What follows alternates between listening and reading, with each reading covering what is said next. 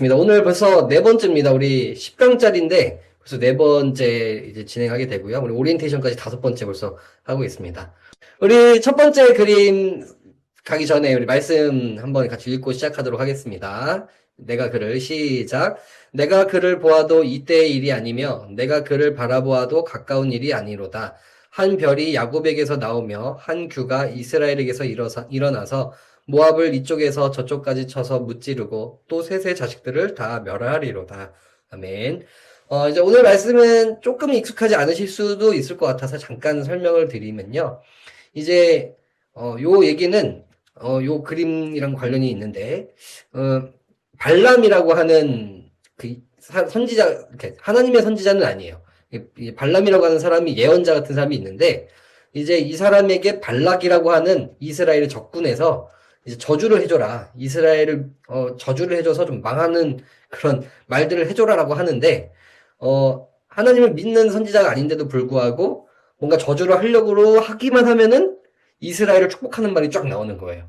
그러니까 하나님의 입을 주장하시는 거죠. 그래서 그렇게 해서 계속 축복을 하게 되고, 그러니까 그러니까 발락이 화가 나서, 야, 너 왜 축복을 하냐 하면서 계속 부탁을 하는데, 계속 저주하려고만 하면 축복이 나오는 그런 재미난 장면이 그려집니다.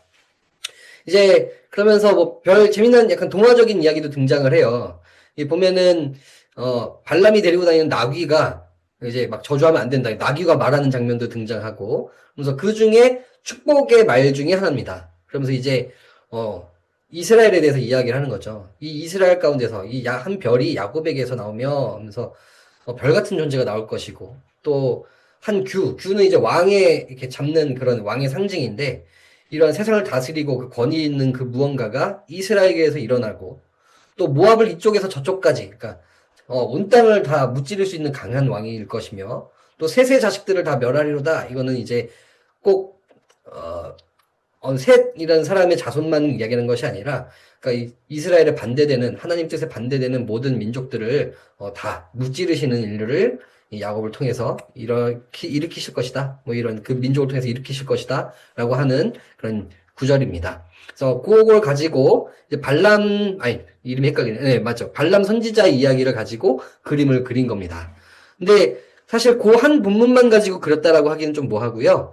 여러 가지 말씀들이 약간 짬뽕돼 있다고 그래야 되나요? 한번 그런 그림을 그렸거든요. 책을 읽으신 분들은 아시겠고, 또 모르시는 분들은 이게 뭘까 생각하시면서 눈에 들어오는 것들을 지금부터 채팅에 바로 올려주시면 한번 이런저런 얘기들을 가지고 나눠보도록 하겠습니다. 네, 일단은 아래쪽에는 뭐 사람도 보이고요. 그 다음에 뭐 위에 태양으로 보이는 것도 있고요. 그 다음에 건축물도 보이고요. 여러 가지 보이는데요. 한번 그냥 눈에 띄는 거나 아니면 책을 읽으신 분들은 읽으면서 궁금했던 것도 좋겠습니다. 네, 올려주시면 되겠고요. 아, 네, 천윤 집사님 1등으로 올려주셨네요. 탑이 계속 하늘로 올라가려고 하는 것 같고 눈앞에 가로막힌 벽처럼 보입니다. 그렇죠. 계속 올라가고 계속 솟아오르는 그런 느낌도 나고, 아, 이 사람들을 막고 있는 벽처럼 보이기도 한다라고 이야기를 해주셨네요. 그렇죠. 뭔가 그림의 제일 큰 부분을 차지하면서 좀 답답한 느낌도 드는 것 같아요. 그렇죠. 뭔가 여러 가지 양식들도 보이고요. 석주희 집사님, 예언자는 눈을 감고 있고, 그쵸. 나머지 사람들은 눈을 뜨고 무언가를 보려고 하는 것 같네요. 그죠. 지금 4명의 사람이 보이는데, 요 얘기는 이따가 한번 같이 나눠볼 거고요. 지금 한 명은 눈을 감고 나머지는 뜨고 뭔가 하려고 그런다. 뭐 그렇게 보일 수도 있겠네요. 네, 배은영 집사님, 책 내용을 읽기 전에는 그림만 봤을 때는 반지의 제왕 2개의 탑. 그러네요. 약간 사우론 막 이렇게 딱 서가지고선 눈 돌아가는 거 그거랑 비슷하네요. 반지의 제왕이랑 비슷한 것 같다 하면서 사람들은 골룸처럼 보였네요.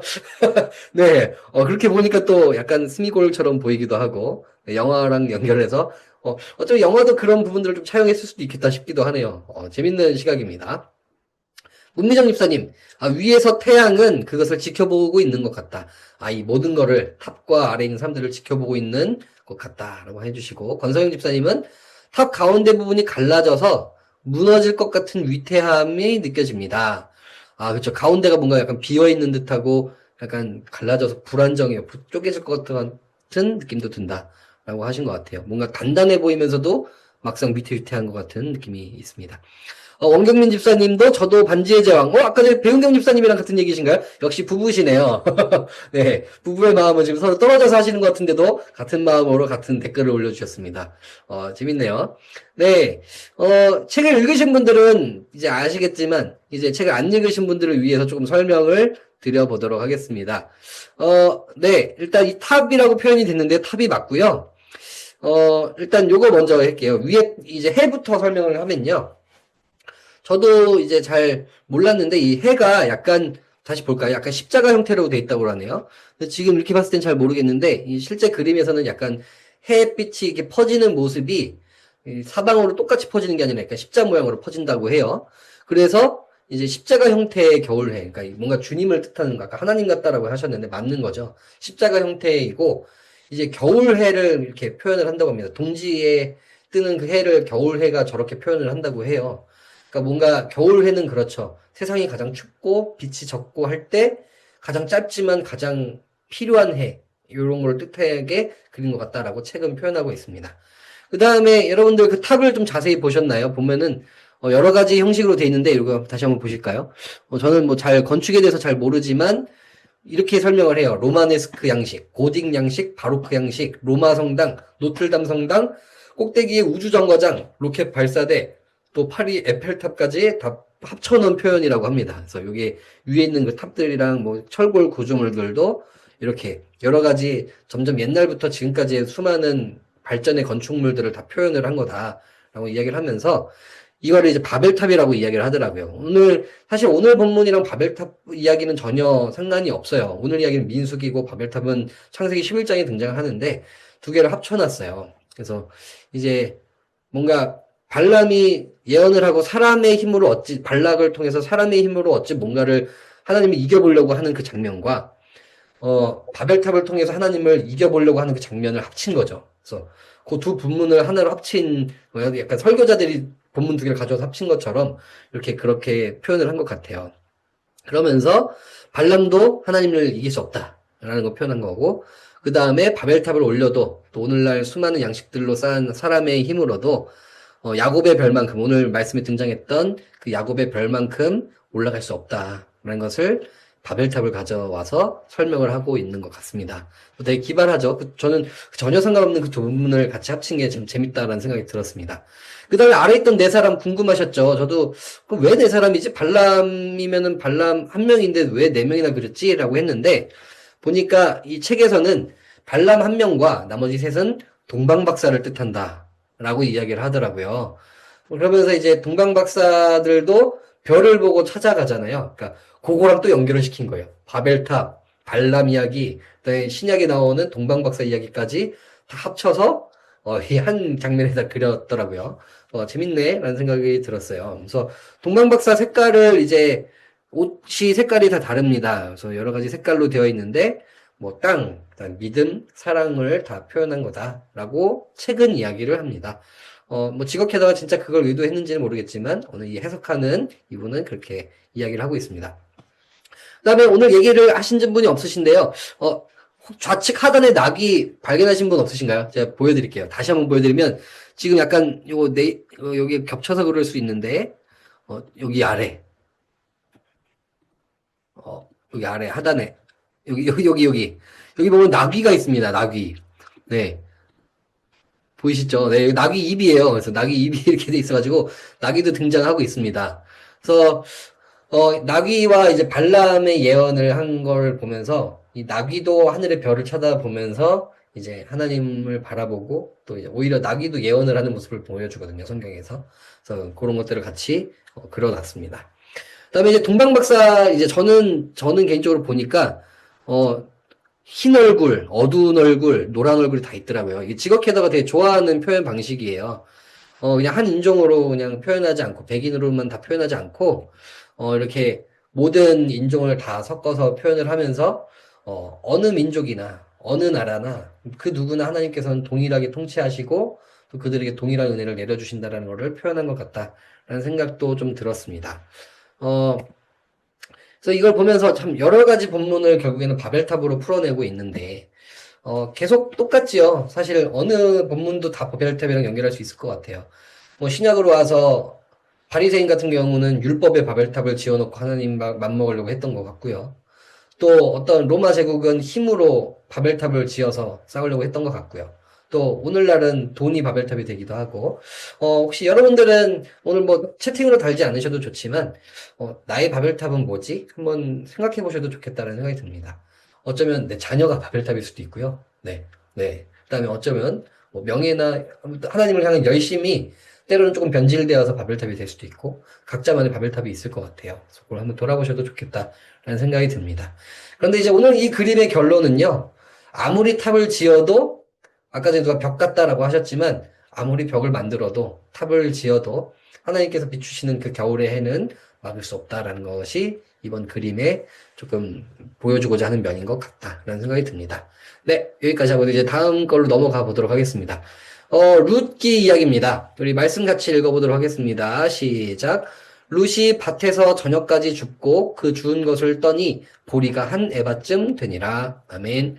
네, 우리 룻기를 익숙하게 좀 잘 알고 계실까요? 지금 대부분 뭐 열심히 있는 분들이 들어오셔서 룻기를 다 웬만큼 알고 계시긴 할 텐데, 그래도 짧게 후다닥 설명을 하면요.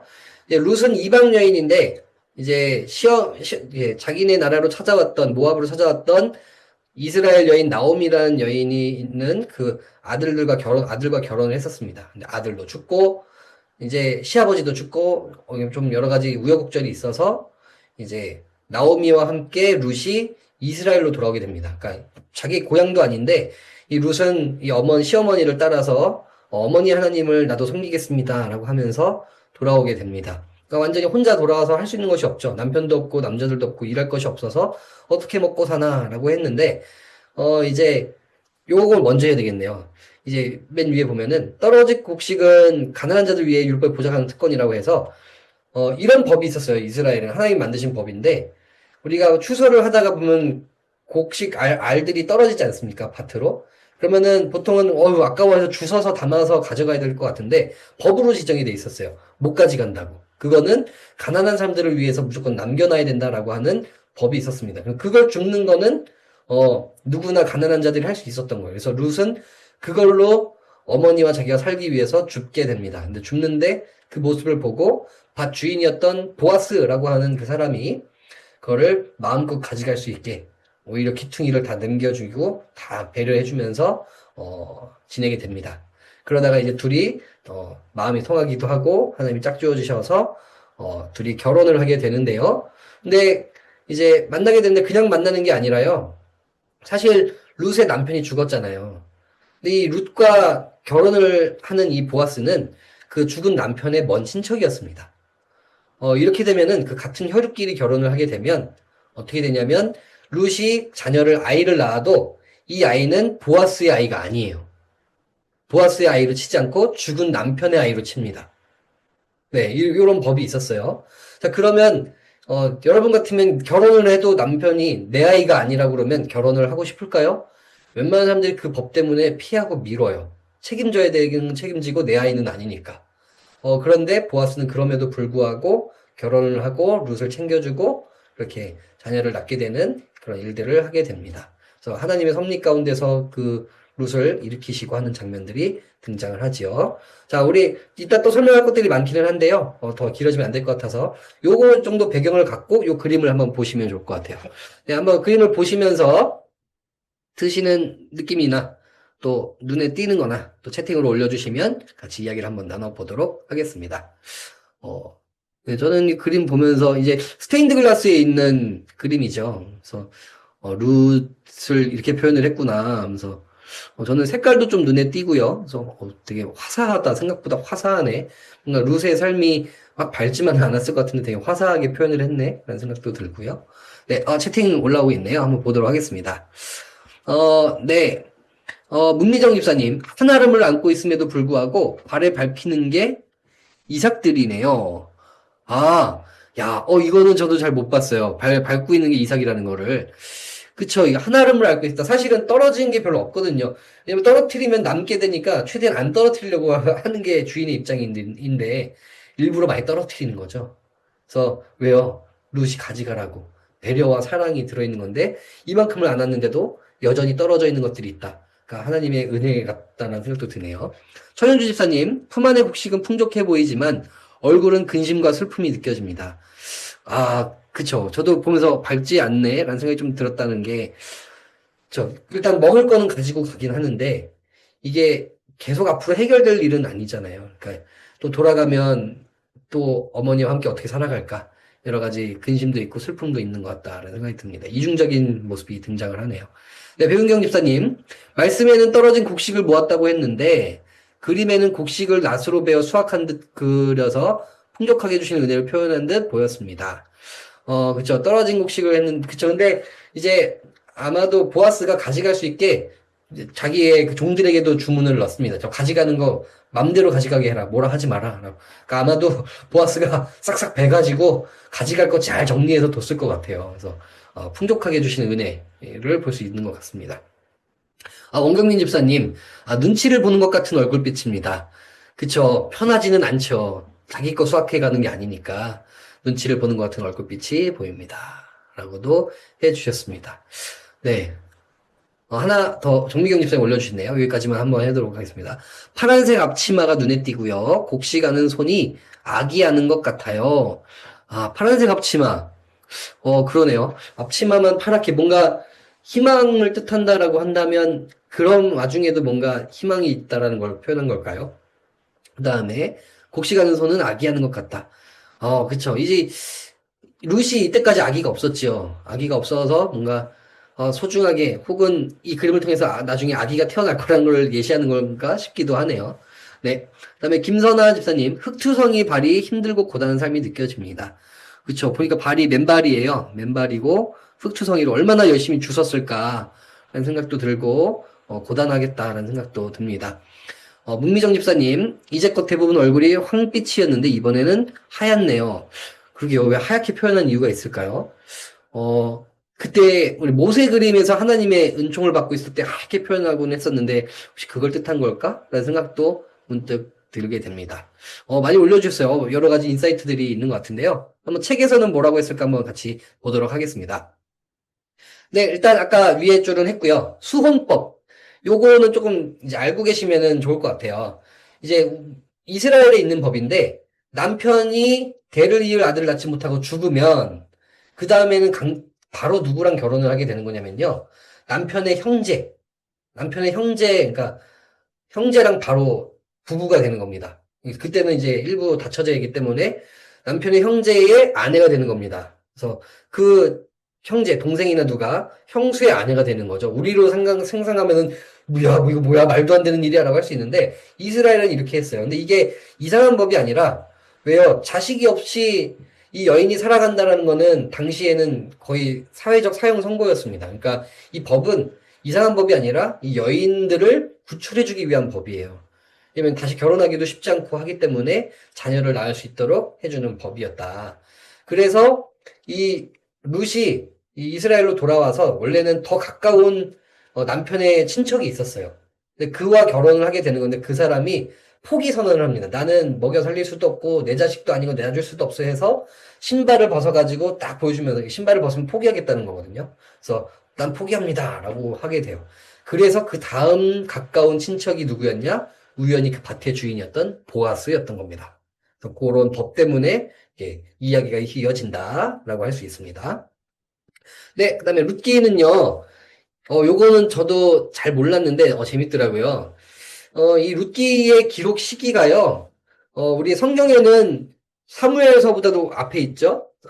사무엘서 다음에 있고 열왕기보다 앞에 있잖아요. 그래서 왕 이야기보다 앞에 있어서 시대 순으로는 그렇지만 사실 기록 순으로 보면은 에스라서보다 뒤입니다. 그래서 이게 중요한 이유가 뭐냐면요.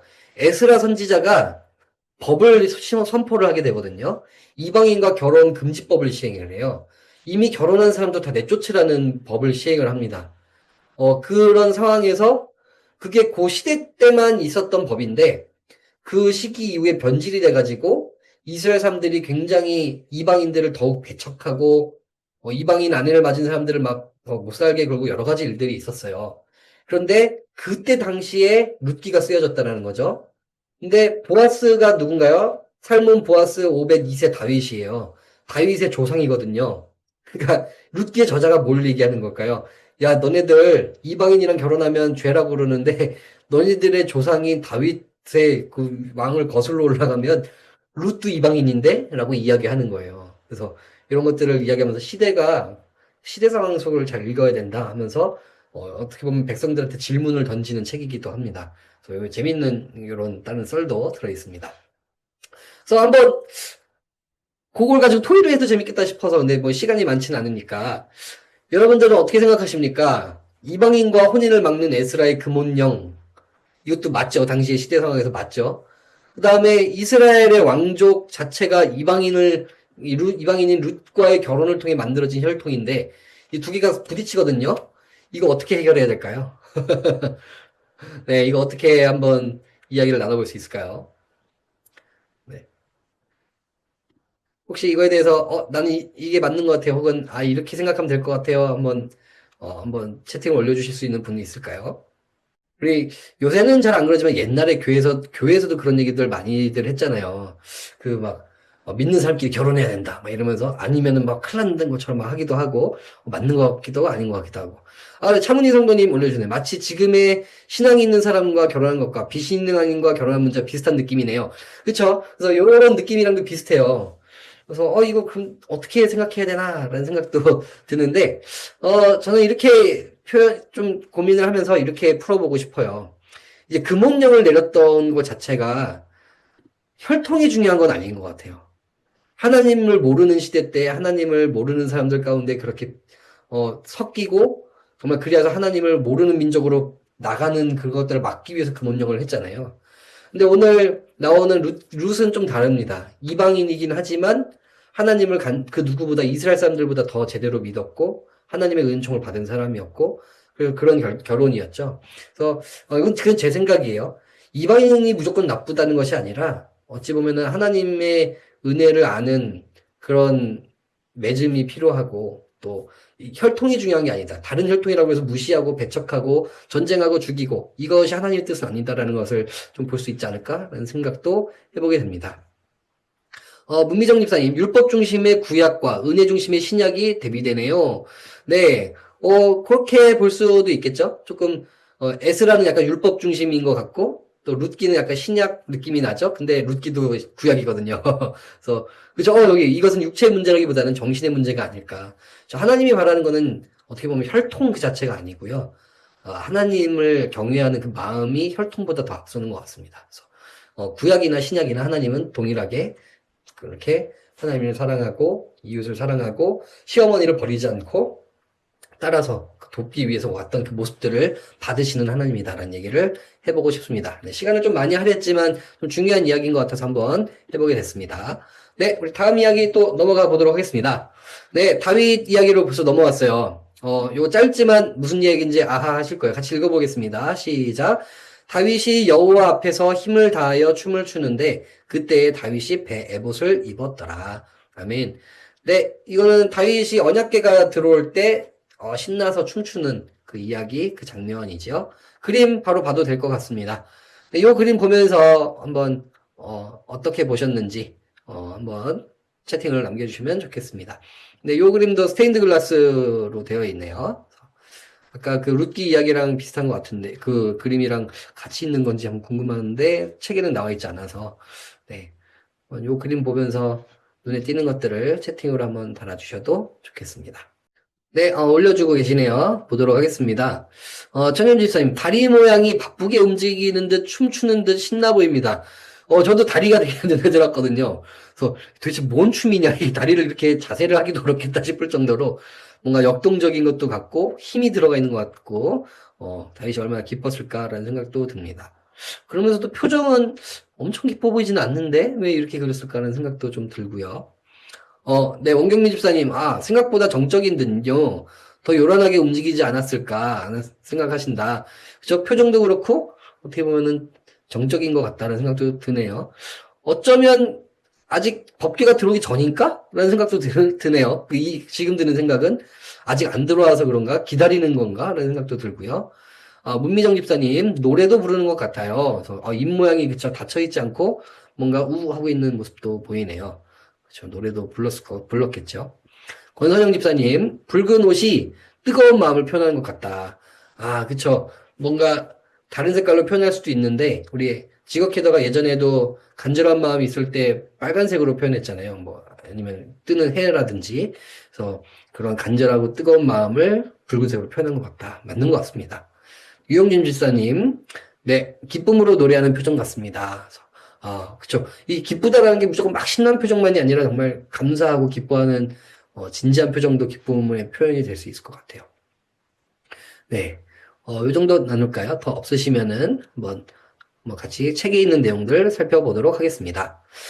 일단은 언약궤가 들어왔는데요. 우리 말씀 뭐 다들 읽어보셔서 알겠지만 사실 언약궤를 가져오는 과정이 한 번에 가져오지는 않습니다. 사실 언약궤를 옮기려고 한번 하다가 실패의 과정을 겪게 되거든요. 그리고 두 번째 가져왔을 때 성공을 해서 다시 기뻐를 해요. 근데 첫 번째 실패했던 이유는요. 언약궤는 옮기는 방법이 따로 정해져 있었어요. 이 어깨에 메고 제사장들이 어깨에 메고 정해진 방법대로 하나님이 시키는 방법대로 했었어야 되는데 다윗이 처음에는 그냥 수레에다가 언약궤를 실어가지고 그냥 끌고 오는 장면이 등장을 해요. 이거는 이방 신상을 옮기는 방법이었어요. 하나님이 당연히 기뻐하지 않으셨겠죠. 그래서 당연히 실패를 하고 그런 상황 속에서 막 죽는 사람도 발생하고 그렇게 됩니다. 근데 그 정도 일이 발생하면 두려워서 안 갖고 올 수도 있는데 다윗이 다시금 다음번에는 제대로 된 방법으로 갖고 와요. 그리고 성공을 하고 이렇게 기뻐하는 장면이 등장을 하게 됩니다.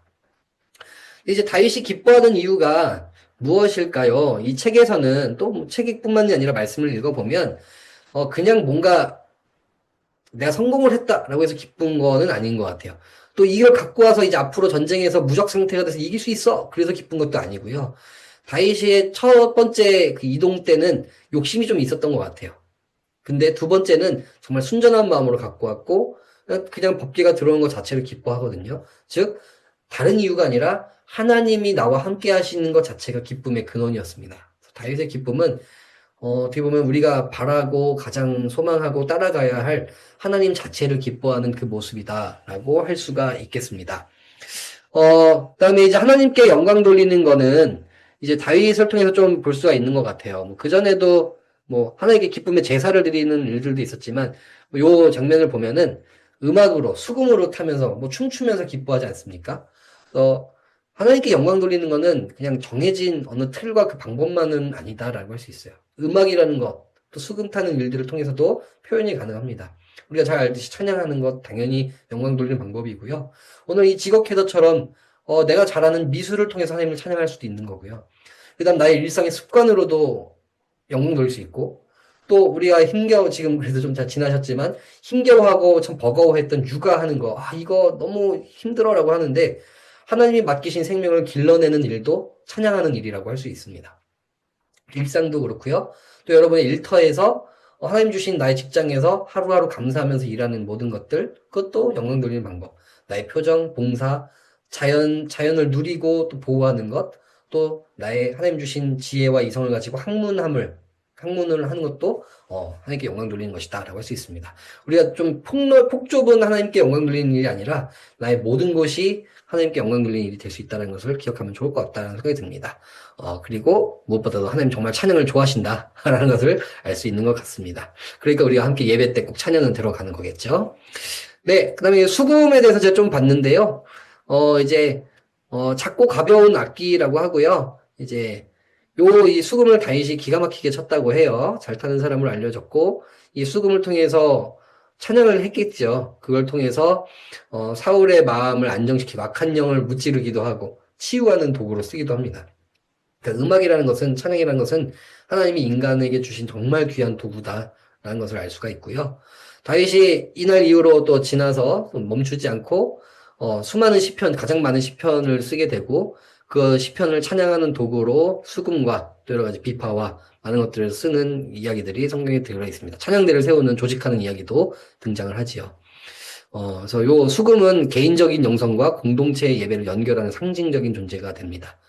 그 다음에 왕이 직접 연주를 하지 않습니까? 그러니까 왕인데도 불구하고 가장 앞에 서 있는 하나님을 찬양하는 찬양 인도자이기도 했어요. 그 왕권과 찬양 사건이라고 하면 좀 그런가요? 하여튼 그것이 하나로 합쳐져 있는 그런 이야기가 등장을 하게 되는 거죠. 그래서 이렇게 레위인을 세우고 또 여러 가지 하면서 왕의 통치와 예배가 이 멀지 않고 하나로 이어져 있는 그런 아주 하나님이 기뻐하시는 그런 정치와 종교가 하나로 합쳐져 있는 모습을 보여주고 있습니다. 네, 우리 좀 넘어가 보도록 하겠습니다. 다음 이제 엘리야입니다. 엘리야를 이제 두 개를 다루게 될 텐데요. 먼저 첫 번째 말씀 같이 보도록 하겠습니다. 시작. 자기 자신은 광야로 들어가 하룻길쯤 가서 한 로뎀나무 아래에 앉아서 자기가 죽기를 원하여 이르되 여호와여 넉넉하오니 지금 내 생명을 거두시옵소서. 나는 내 조상들보다 낫지 못하니이다 하고. 아멘. 엘리야 그러면은 능력의 선지자 이렇게 알고 있는데요. 엘리야가 마냥 강한 모습만 보이지 않습니다. 우리 엘리야 그러면 제일 유명한 사건 뭐죠?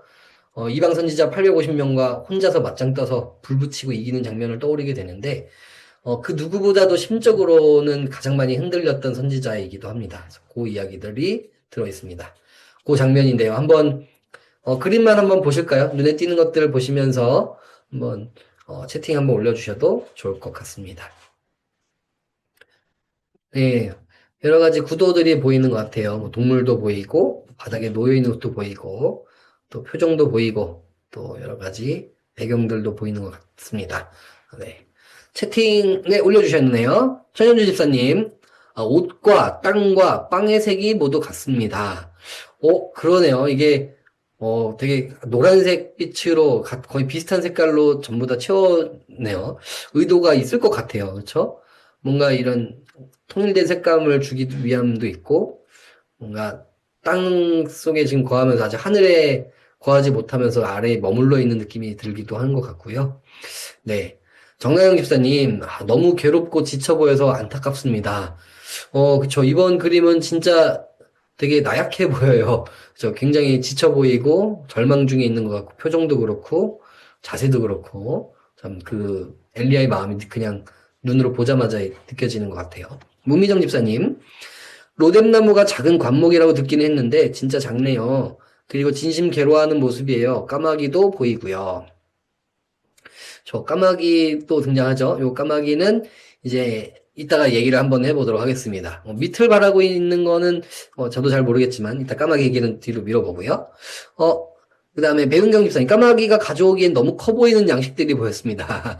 그러네요. 저 그 생각은 못 했는데, 까마귀가 이제 음식을 갖고 오거든요. 엘리야를 먹이기 위해서. 근데 갖고 온 음식들이 새가 갖고 오기에는 엄청 큰 것들이네요. 지쳤을 때 넉넉함으로 위로해 주실 것이라 느껴집니다. 이건 굉장히 좋은 새로운 인사이트를 주셨네요. 감사합니다. 윤혜림 집사님, 땅과 산 사이에 동물의 사체가 있는 것 같아요. 제가 어디 있죠? 동물의 사체? 저도 잘 모르겠는데. 그런가요? 뭔가 절망이 저 멀리에 있다라는 거를 좀 보여주기 위함인가요? 동물의 사체가 있다라고 합니다. 네. 그 다음에, 원서영 집사님, 몸을 웅크리고 고개 숙인 모습이 고통스러워 보여요. 그럼에도 두 손을 모으고 기도하고 있는 것 같아요. 그쵸? 뭐 힘들어하고 또 하나님과 소통하는 장면. 오늘 아까 읽었던 구절이 힘들어서 하나님과 소통하는 그 구절이거든요. 그래서 그렇게 기도를 하는 모습도 보입니다. 김선아 집사님, 빵과 마실 걸 주면서 힘내라 하는 하나님의 마음이 느껴집니다. 그쵸? 때로는, 힘들어하는 사람한테 100마디 말보다 일단 먹고 힘내라고 하는 게 어쩔 땐 제일 큰 위로가 되기도 하잖아요. 우리 사실 막 너무 힘들 때 지칠 때 정말 맛있는 거 하나 먹고 나면 때로는 기분 전환도 되는데 하나님 우리를 너무 잘 아시는 것 같다는 생각도 듭니다. 그럼 갑자기 오병이어 사건도 이렇게 생각이 나는 것 같고요. 지친 사람들한테 나눠주신 장면도 생각이 나네요. 윤혜림 집사님, 누워있는 느낌이, 그냥 저쪽에 있는 느낌이 그런 것 같다라고 하셨고요. 원경민 집사님, 그동안 보던 그림 중 가장 놀랍고 마음이 울리네요. 상상하던 엘리야랑 너무 달라서. 그쵸. 저도 이 그림 보면서, 지친 거는 알았지만, 이렇게 뭔가 절망적이고, 나약한 엘리야는 저의 막 이미지랑 다르거든요. 뭔가 불말 타고 날아가고 막 거친 상남자 이미지가 강했는데, 그쵸. 이미지가 안타까워 보이는 느낌이 납니다. 그 다음에 차문희 정선재 성도님, 마침 로덴나무가 엘리야를 감싸고 있는 느낌입니다. 뒤쪽에 산이 갈멜산인지 꽤나 멀리 도망쳐온 느낌도 듭니다. 그쵸? 말씀에서 저기서 도망쳐 나오고 하면서 로뎀나무를 이제 작은 그 나무에 있는데, 그쵸. 작지만 뭔가 엘리야 쪽으로 기울어 있으면서 이렇게 좀 위에서 덮어주는 느낌도 나고, 그런 것 같습니다. 그 다음에, 이현심 집사님, 노란 꽃잎들, 이 하나님이 위로해 주시는 것 같아요. 그래서 되게 대조가 되죠. 뭔가 절망적이고 슬픈, 괴로워하는 와중에 밝은 꽃이 사실 이질적일 수도 있는데, 도리어 그 위로를 해주기 위해서 꽃을 피워낸 것 아닐까라는 생각도 같이 해보게 됩니다. 석주희 집사님, 많이 걸었을 텐데, 발이 많이 상해 보이지 않아요. 그러네요. 저기서부터 여기까지 걸어왔으면, 거칠게 표현했을 수도 있는데, 진짜 그렇게 보이네요. 이 얘기를 하시니까 저는 떠오르는 성경이 또 있습니다. 이 모세가 이스라엘 백성들을 광야에서 쭉 지내면서 40년간 지내게 되지 않습니까? 근데 거기에 수많은 기적들을 경험하지만, 사실 우리가 지나치는 기적이 하나 있어요. 거기 보면은 성경에 이런 기적이 나타나 있습니다. 40년을 걸었는데도 불구하고 의복이 해지지 않고 신발이 끊어지지 않고 발이 부르트지 않았다라는 기적이 나와 있어요. 근데 별거 아닌 것 같잖아요. 의복이 안 상하고 발이 안 상했다. 근데 사실 40년을 걸었는데 어떻게 안 그래요. 근데 그런 기적들을 보여주시는데 어쩌면 엘리야에게도 그 기적을 보여주신 거 아닐까? 라는 생각도 해보게 됩니다. 재밌네요. 발도 보게 됩니다. 네, 그럼 책에서는 뭐라고 하는지 한번 보도록 하겠습니다. 일단은 책에서는 요 이야기의 배경부터 좀 설명을 하더라고요. 이제 이 엘리야 시대 때 엘리야의 가장 큰 적수였죠. 아합 왕과 이세벨이라는 오타가 났네요. 이세벨로 이인하여인데 네. 이제 아합 왕과 이세벨이라는 사람이 이제 큰 적이었습니다. 이제 엄청 욕심을 부리고 백성을 힘들게 하고 하면서 근데 하나님이 보시기에 이 둘의 가장 큰 죄는 다른 것도 죄지만 못되고 사람 죽인 것도 있고 여러 가지 있지만 제일 큰 죄는 이 나라 전체에 하나님이 통치하시는 그 민족이 평등하고 우애가 있었던 사랑이 있었던 그 민족을 서로 그것을 하지 못하도록 한 죄. 공동체를 깨트린 죄를 가장 큰 죄로 본다라는 거죠. 그래서 이스라엘도 여러 그룹으로 분열이 되고 또 상하 관계가 나눠지고 또 서로의 것을 지켜주지 않고 뺏고 뺏기는 모습들로 바꾸게 됩니다. 그런 시대 속에서 이제 엘리야가 나서서 그런 것들을 해결하기 위해서 나왔던 거고요. 이제 백성안의 당시 시대 상황을 보면은 굉장히 가난한 사람들이 등장을 하고요. 이제 여러 가지 어려운 사람들이 등장합니다. 근데 이제 요 책에서는 그런 이들이 있다라는 것은 물질적으로, 마음적으로, 영적으로 그런 자들이 있다라는 것은 이미 온전한 연합이 깨졌다라는 증거다라고 이 책에서는 이야기를 하고 있습니다. 뭔가 우리가 공동체가 깨졌다라고 하는 거는 뭔가 다투고 싸우고 뭔가 막 이제 못 볼 사람처럼 헤어지고 이러면 깨졌다라고 생각하는데 그게 기준이 아니라는 거예요. 겉으로 보기엔 멀쩡한데 그 안에 낙심하고 가난하고 상대적으로 뭔가 그 안에 실족한 자들이 있고 소외된 자들이 발생한다. 차별받는 사람이 생기는 공동체다라고 한다면 그것이 이미 깨진 공동체다라는 거죠. 우리에게 주는 메시지도 있는 것 같습니다. 네, 이렇게 넘어가도록 하고요. 네. 그 다음에 이제 엘리야가 이제 아합과 이세벨과도 싸웠지만 사실은 그들과의 싸움보다 더 큰 싸움은 어쩌면 자신 내면과의 싸움이었던 것 같습니다. 그 선지자로서 홀로 있다라는 그런 어려움들, 또, 나 혼자 이것을 해야 된다는 어려움들, 또 열심히 싸워서 이겼는데도 불구하고 나아지지 않는 현실들, 이세벨이 자기를 죽이겠다고 하는 그런 여러 가지 상황들이 되면서 내면과도 계속 싸우고 계속 무너지는 마음들이 있었던 것 같습니다. 이제 여기서 이제 결국에는 오늘 장면을 보면은 이 엘리야도 결국에는 너무 사람이기 때문에 힘들면서 이야기를 합니다. 이제 내 목숨을 거두어 주십시오. 차라리 내 죽는 게 편하겠습니다. 라고 하면서 요청을 해요. 그러면서 이야기하는 구정이 나만 홀로 남았습니다. 라고 해요. 근데 이제 외로웠다라는 거죠. 사실 우리 모두가 다 외롭지 않습니까? 근데 이제 오늘 엘리야도 그랬고, 영웅 같아 보이지만 그 누구보다도 외로웠다라는 거죠. 근데 하나님은 거기서 같이 계셔 주셨죠. 아까 로뎀나무를 통해서, 또 까마귀를 통해서, 또 사실은 너와 함께 할 사람들이 여전히 남아있단다라고 하면서 그루터기 이야기를 하면서 남아있다는 걸 알려주시면서 엘리야를 다시금 일으키십니다.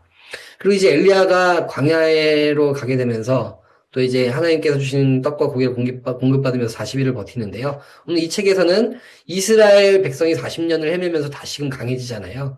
오늘 책에서는 그렇게 고고의 약간 오마주라고 해야 되나요? 그렇게 다시금 재현하는 것처럼 그것이 벌어진다라고 호렙산에 가는 것까지 뭔가 모세 이야기랑 비슷하게 벌어진다라고 이야기를 합니다. 이 구약에는 두 축이 있습니다. 이제 율법으로는 누구요? 모세고요. 그 다음에 하나님의 말씀 선지자로서는 엘리야입니다. 그래서 그 두 축이 계속 가고 신약에서도 그래서 엘리야와 모세 이야기가 예수님으로서 합쳐지면서 이야기가 진행이 되거든요. 그래서 그런 이야기들이 등장합니다. 이제 아까 까마귀 얘기 다들 하셨는데요. 저는 보면서 그냥 까마귀 그냥 갔나 보다라고 생각했는데, 우리가 지난번 노아 이야기를 좀 거쳤잖아요. 그러면서, 아니, 굳이 할 거면 정결한 상징인 비둘기를 보내셔서 먹일 수도 있는데 왜 까마귀지? 부정하고 남의 먹이를 뺏는 동물로 왜 먹이셨을까? 라는 생각이 문득 들더라고요. 근데 도리어 저는 그런 생각이 들더라고요. 가장 부정한 동물이고 뭔가 먹이를 빼앗는 동물인데 안 될 것 같은 동물로 공급을 해주신다. 뭔가 실패와 뭔가 끝날 것 같고 이거는 아니지, 저걸로는 못해라고 하는 거를 도리어 사용하셔서 희망을 주시는구나 라는 생각이 들면서, 또 이스라엘 백성이 이렇게 아합과 이세벨로 인해서 무너졌는데, 부정해졌는데, 이 부정해진 이스라엘 통해서 까마귀처럼 다른 민족들과 사람들을 먹일 수 있는 통로로 사용하시는 것 아닐까라는 생각을 좀 해보게 됐습니다. 바닥을 보고 있는 이유는 모르겠고요. 그냥 왜 그러는지 모르겠지만 그런 생각이 듭니다. 여러분들도 요 아래 질문, 엘리야도 바른 길을 가려고 했는데 계속 실패하고 힘들고 해서 좌절하고 낙심하게 됐는데요. 여러분들도 혹시 그런 적 있으신지 한번 지금 한번 돌아보셨으면 좋겠어요. 바른 길 가다가 내가 정의로운 선택을 했는데, 문예정 집사님 채팅 올려주셨네요. 그쵸? 생물학적으로는 비둘기보다는 까마귀가 똑똑하고 유익조입니다. 그쵸? 이제 실제로는 그렇죠. 뭐 더 똑똑해서 쓰셨을 수도 있고, 이스라엘에서는 부정하게 여겨지기도 했고, 해서 그런 의미도 듭니다. 어쩌면은 가장 현명하니까 하나님의 명령을 잘 수행하기 위해서 까마귀를 쓰셨을 수도 있겠다 싶습니다. 네. 우리 엘리야의 마음이 한번 여러분 마음과 통하는 부분들이 있지 않을까라는 생각을 해보게 됩니다. 네, 엘리야 하나 더 있습니다. 시간이 좀 갔는데 그래도 진행하겠습니다. 같이 읽어보겠습니다. 시작. 또 지진 후에 불이 있으나 불 가운데에도 여호와께서 계시지 아니하더니 불 후에 세미한 소리가 있는지라. 아멘. 이제 엘리야가 이렇게 광야를 지나고 또 이렇게 지나면서 거친 여러 가지 바람이 불고 막 지진이 나고 불이 있는 그런 경험들을 하게 됩니다. 근데 그 이후에 세미한 하나님의 소리를 듣게 되거든요. 이런 장면입니다.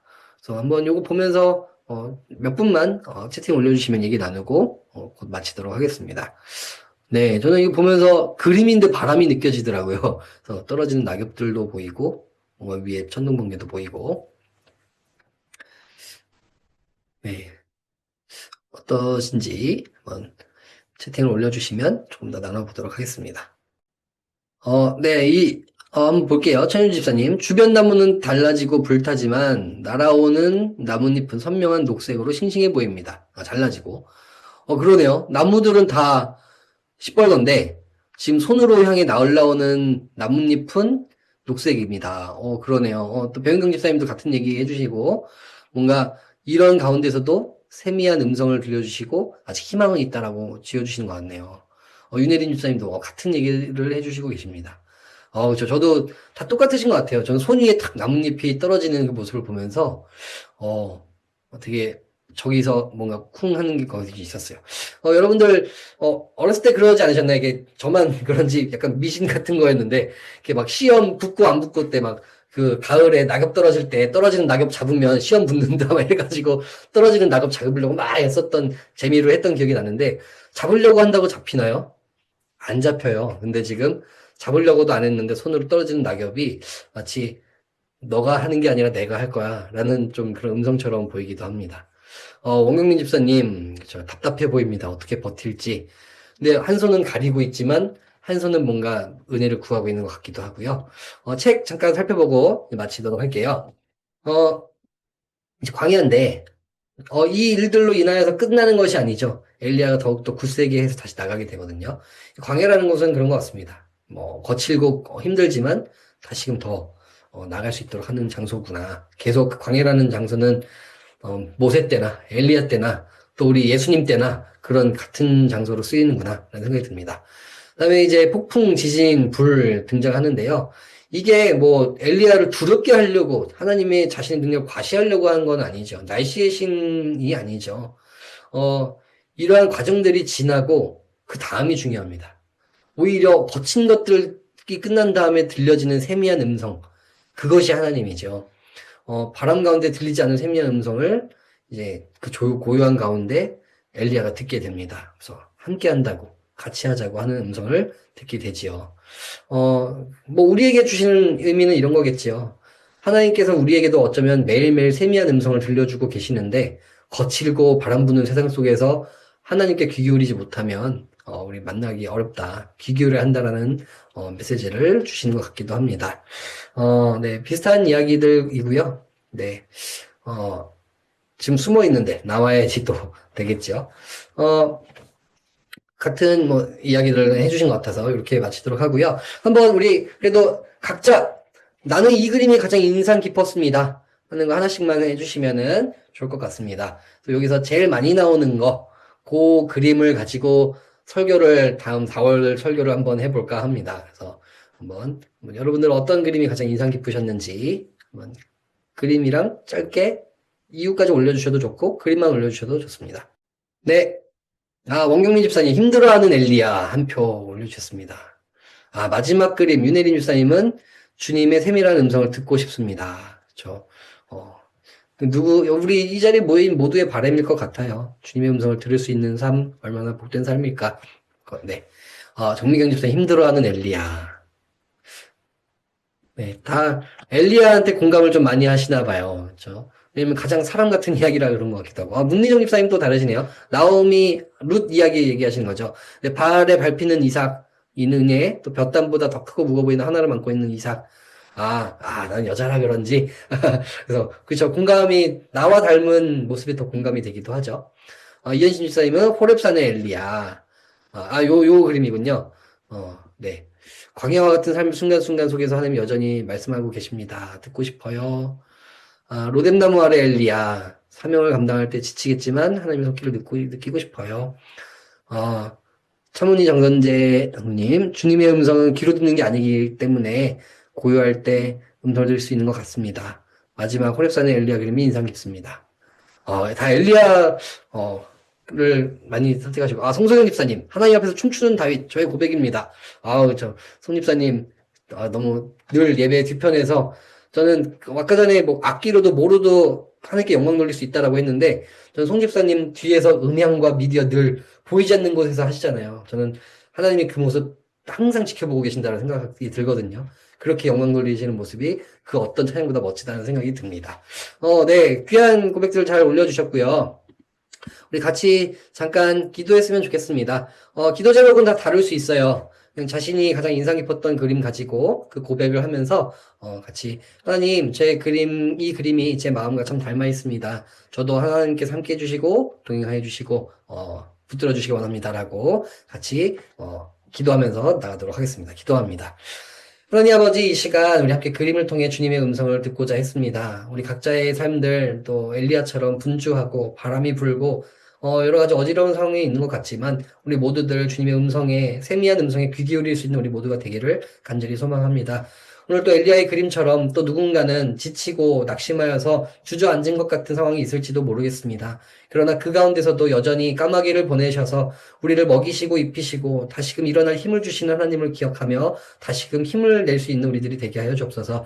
그래서 그 감사함을 가지고 다윗처럼 춤추는 자들 되게 도와주시고 또 우리 룻처럼 포기하지 않고 곡식단을 주스며 정말 하루에 주시는 그 은혜들을 잘 세워보며 주님께서 예비하신 귀한 길을 걸어나갈 수 있는 우리 모두가 되게 하여 주옵소서. 하나님 아버지, 우리 각자의 삶이 다르고 또 여러 가지 어려움들이 다르지만 주님께서 동행해 주실 때 우리의 삶의 답은 오직 주 예수 그리스도인 것을 고백하며 나아가오니 붙들어 주시고 함께하여 주옵소서. 감사드리며 예수 그리스도의 이름으로 간절히 기도드립니다. 아멘.